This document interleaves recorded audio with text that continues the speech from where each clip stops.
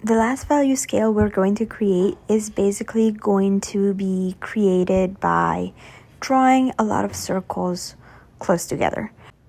So as for other value scale, what we're going to do is tape the top and the bottom of our value scale in order to then be able to peel it off and create a very nice clean edge.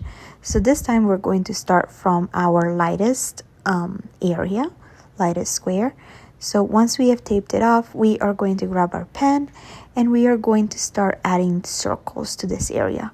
So the circles in this area are going to be pretty large and very close together still. So we are still going to be able to see a lot of the white in this area, but our circles are going to be pretty big, so it's going to make it look lighter than the other ones we're going to create. So as you can see, the circles are still pretty big. The next thing we're going to do is tape off our darkest area, and we are going to create very small circles.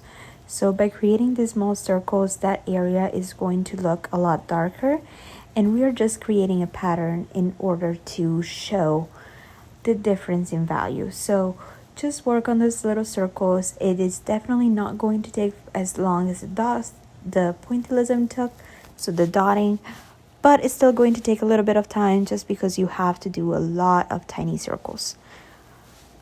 So for this value scale, as for others, just keep in mind how the others one looked above it, and keep in mind how dark that area looked. So we're going to try to achieve that by using circles. As you can see, I even rotated my sketchbook because it makes it easier for me to be able to draw and fill in that area if my hand is not right at the edge. So feel free to do the same. So the next thing we're going to do is tape off the middle one. So once we have it taped off, what we're going to do is start filling it in with circles that are about a medium size between the two we just created. So as you can see in the circles, I'm still able to see the page underneath it, but it is not too big where I can see a lot of the white and a lot of the page. So just make sure you fill that whole area in. Once we are done with that area, what we're going to do, again, as in all the other value scales, we're going to peel off the tape and do our medium to dark value. So our circles are going to be a size between the one we just created and our very small circles. So once we have it taped off, it's going to help us stay within that square pretty well. We are going to start our circles again.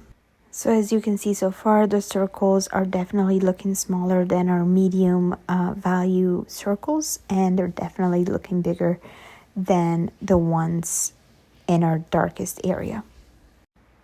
So once we have filled that in, we're going to be able to peel off that tape and hopefully be able to see a little bit of a difference in value between those three, which you can kind of definitely see. So then we're just going to tape off our last square in this value scale, and we're going to create circles that are not as big as our lightest one, but definitely bigger than the medium value one. So just play around with the circles, with the circle dimensions. Make sure the circles do not overlap, and just try to fill in that last square of this entire page. So you are almost there.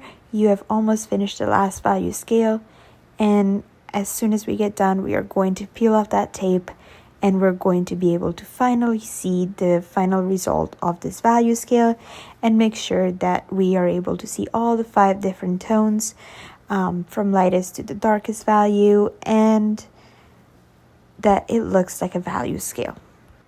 So once I confirm that it looks pretty good, what I'm going to do is start peeling off that tape from above and below the value scale, and we are going to have that clean, neat line. And we are done with our value scale. I am going to turn around the sketchbook so you're able to see it a little bit better, and you're able to see all the difference in those 5 squares and how they're supposed to look. So good job, you've created a circle value scale.